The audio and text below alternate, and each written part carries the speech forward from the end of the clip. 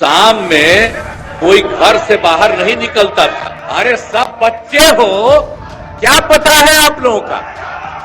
कुछ पता है? जरा प्रेस वाले से पूछ लो। शाम के बाद में आई बच्चा है और आज का क्या हालचाल है और उस समय की क्या स्थिति थी? कहीं आने जाने का रास्ता नहीं था। माननीय शासकगण, ये डायरेक्ट टेलीकास्ट हो रहा है। आपके नेता ने ये लकीर खींचने की कोशिश की है। आप उस लकीर को क्यों छोटा करना चाहते हैं? वीडियो है हमारे पास, सब लोग ने अनेक सदन में झूठ बोलते हैं। झूठ बोलने की जिम्मेवारी आपकी है। आप टीका लगाए हैं, सनातनी आदमी आप झूठ बोलते हैं। और टीका से इतना नफरत है तो टोपी पहन लीजिए। अब भाजपा के लोग कब तक पिछलग्गू बन के रहेंगे? विश्व की बड़ी पार्टी कभी तो अपना कौन चेहरा है भाई?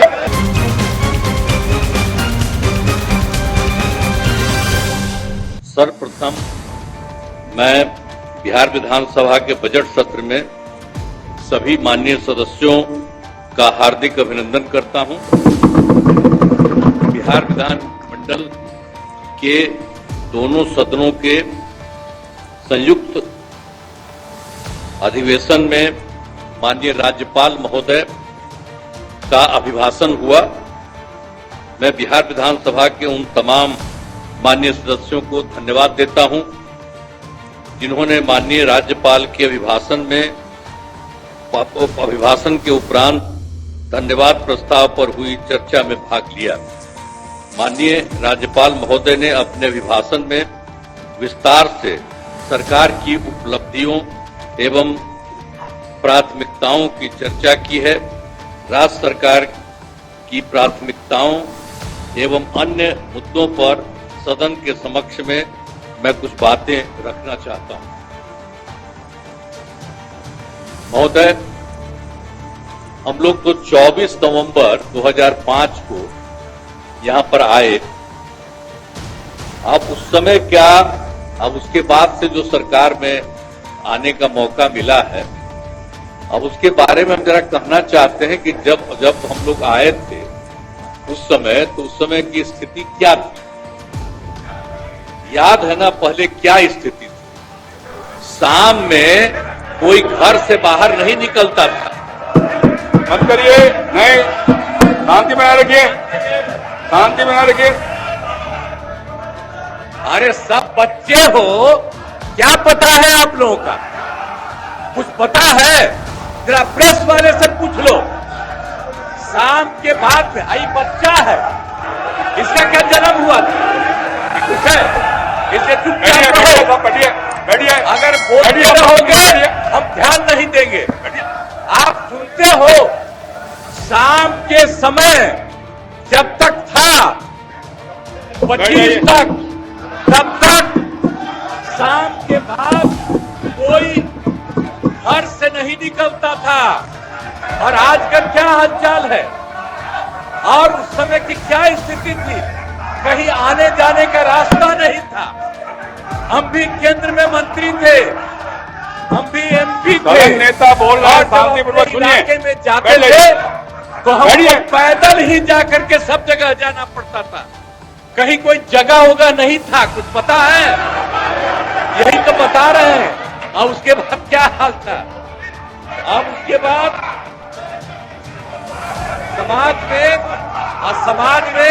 समाज में कितना विवाद होता था। समाज में कितना विवाद होता था उस समय, बुरा हाल था। और हिंदू मुस्लिम का झगड़ा कितना होता था। वोट लोग लेते थे, लेकिन हिंदू मुस्लिम का झगड़ा कितना होता था। और मुसलमानों को कुछ होता था तो उसको बचाने का कोई उपाय करते थे। ये जब हम आए उसी समय की स्थिति आपको हम बता देते हैं। और उसके बाद हम लोगों ने सब काम किया, हम आगे बता देंगे। अब पढ़ाई का क्या हाल था? पढ़ाई में कम लोग ही पढ़ते थे। ये हालत था जब हम लोग आए। उस समय के पहले की जो स्थिति थी, अपने इलाज का पूरा इंतजाम नहीं था। कोई इलाज भी करवाते थे तो उसका कोई इंतजाम था? उस समय तक का कोई इंतजाम नहीं था। और सड़कें सड़कें भी बहुत कम थी। उनका पूरा माननीय शासकगण, ये डायरेक्ट टेलीकास्ट हो रहा है। आपके नेता ने ये लकीर खींचने की कोशिश की। आप उस लकीर को क्यों छोटा करना चाहते हैं? क्यों दिखाना चाहते हैं कि आप फोड़ करने वाले लोग हैं? क्यों करना चाहते हैं? हाँ नहीं, बैठिए, बैठिए, नहीं बैठिए, बैठिए। इससे आपकी पहचान बनने वाली है। अपनी पहचान क्यों खराब करना चाहते हैं? बैठ जाइए, सुनिए। आप बिजली की भी क्या स्थिति थी उस समय? बिजली की भी स्थिति बहुत खराब थी। अब उसके बाद जब हम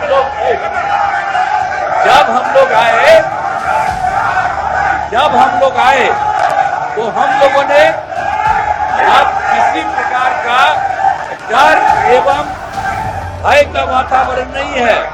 राज्य में प्रेम, भाईचारा और शांति का माहौल है। हम सबसे पहले जो हिंदू मुस्लिम झगड़ा था उसके बारे में हम कह देते हैं।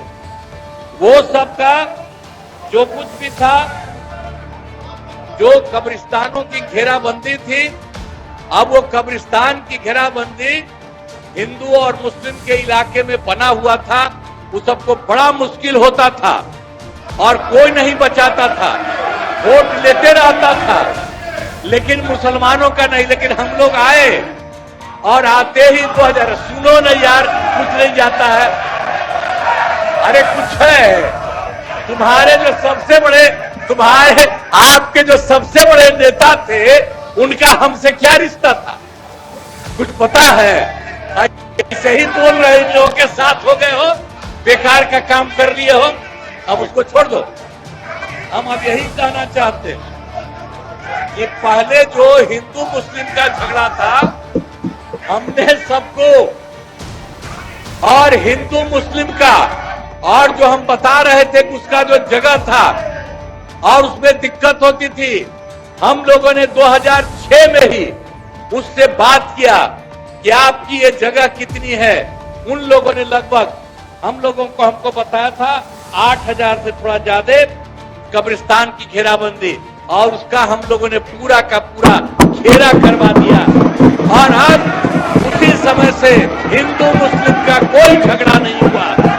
और ये लोग झगड़ा करते थे और ये लोग कोई बात करते थे। अरे भाई, हम तो एमएलए थे, होकर के एमपी होकर हम चले गए थे, और उस समय भी यहाँ जो था तो वहां मुसलमानों के साथ क्या हो गया था। अब वहां पर जब हम जा रहे थे, 5 में घूम रहे थे, वहां के मुसलमान हैं, हाँ भागलपुर, वहां का सब मुस्लिम लोगों ने हमको कहा कि साहब इतना पहले झगड़ा हुआ और ये लोग भी 15 दिन रहे हैं, ये लोग भी कुछ नहीं किए। और उसके बाद जैसे ही हम आए, वैसे ही हम लोगों ने वहां के बारे में एक एक चीज को देख लिया, और जो गड़बड़ किया था उसको पकड़ करके उसके खिलाफ एक्शन हुआ। और जितने मुस्लिम परिवार के लोग वहां पर थे, उनको दिक्कत थी, उसको हम लोगों ने पूरा मदद किया। और उसके पहले आपको बता रहे हैं, जो हम लोगों ने 80 से ज्यादा, 8000 से ज्यादा कब्रिस्तान की घेराबंदी की, और उसको कोई झगड़ा नहीं। और उसके बाद भी उन लोगों से हमने पूछा कि आपका जो इस प्रकार का था, आपने बताया, हमने कर दिया, आप कुछ और बताइए। तो उन लोगों ने 1227 के बारे में बाद में बताया। तो अब उसमें भी हम लोगों ने 746 तो कर दिया है, अब बाकी हो रहा है। अब इसी साल लगता भी बाकी काम पूरा हो जाएगा। तो इसीलिए एक तरह से कुछ नहीं हुआ। अब कहीं किसी प्रकार से आप समझ लीजिए कि कोई झगड़ा झंझट नहीं होता। और हमने तो एक बार और किया था, हिंदुओं का भी जो हमने मुसलमानों का ठीक किया, और उसके बाद हमने पता किया कि जो हिंदुओं का भी हिंदू मंदिर है, और उसका भी कुछ न कुछ रात में घेराबंदी करके गड़बड़ करता था। तो इसीलिए हम लोगों ने उसके बारे में पीछ करके 60 साल जितना पुराना था, 60 वर्ष से पुराने हिंदू मंदिरों का भी पूरा घेराबंदी। अब कोई हिंदू वाले में भी झंझट नहीं, तो मुस्लिम का भी जो कर रहे थे झंझट वो भी खत्म, और किसी प्रकार से कोई काम नहीं। पीछे रहने वाले थोड़ी हैं, ये तो मजबूत आदमी है। अब मजबूती थोड़ा दिखाइए। अटल जी के जन्मदिन पे आपने बोला था ना, अटल जी का सपना तभी साकार होगा जब बिहार में बीजेपी का मुख्यमंत्री होगा। और सम्राट चौधरी जी बोल दे कि 15 साल और नीतीश जी काम करेंगे। एक डिप्टी सीएम बोले कुछ और दूसरा डिप्टी सीएम बोले कुछ। थोड़ा हो गया, अब थोड़ा तालमेल बना करके चलिए। और आपको तो आपस लेना पड़ा प्रेस कॉन्फ्रेंस करके 3 घंटा के अंदर, आपस नहीं वापस। इसके अध्यक्ष महोदय, एक मिनट। नेता प्रतिपक्ष, इनको शायद पूरी चीज को देखें समझें। वो सरदे अटल जी बोले थे कि जंगल राज रजकता हटाना है तो कमल खिलाना है, सुशासन लाना है, एनडीए की सरकार बनानी है, और नीतीश कुमार को सुशासन के लिए लाया गया। क्या आपने नहीं बोला था कि भाजपा का सीएम होगा तभी सपना साकार होगा? वीडियो है हमारे पास, सब लोग ने। अरे सदन में झूठ बोलते हैं, सदन में काहे झूठ बोलते हैं? लोकतंत्र का मंदिर है, आप टीका लगाए हैं, सनातनी आदमी आप झूठ बोलते हैं। झूठ बोलने की जिम्मेवारी आपकी है। नेता प्रतिपक्ष विजय सिन्हा अपने पार्टी के पक्ष में पार्टी के घर के अंदर बात करती है, और नीतीश कुमार सुशासन स्थापित करने के लिए आए, एनडीए की सरकार बनी, और टीका से इतना नफरत है तो टोपी पहन लीजिए। आपको टीका से बहुत नफरत है तो टोपी पहनिए। माननीय नेता प्रतिपक्ष, माननीय नेता प्रतिपक्ष, माननीय नेता प्रतिपक्ष, माननीय अध्यक्ष हम कोई अपशब्द सुन लीजिए ना, यहाँ कोई झूठ नहीं बोलता, असत्य बोलता। चलिए असत्य उसको कर दीजिए, अपनी बात आगे बढ़ाइए, बात आगे बढ़ाइए। आपस ले लेते हैं, असत्य जोड़ दिया जाए। अध्यक्ष महोदय, अब भाजपा के लोग कब तक पिछलग्गू बन के रहेंगे विश्व की बड़ी पार्टी? कभी तो अपना कौन चेहरा है भाई? चेहरा है ये नहीं, कब बनाइएगा अपना मुख्यमंत्री? अटल जी का सपना साकार करना है ना।